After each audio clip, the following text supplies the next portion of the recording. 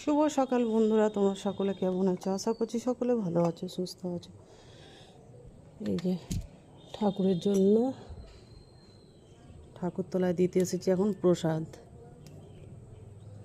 আর প্রায় অনেক দিন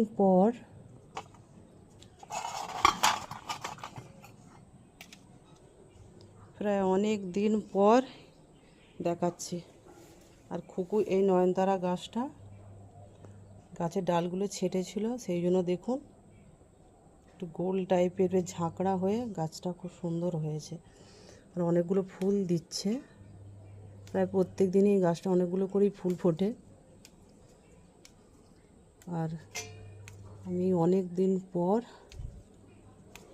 আর এই দেখুন প্রায় অনেক দিন পর এই জবা গাছটায় ফুল ফুটেছে বলতে কাল পরশু একটা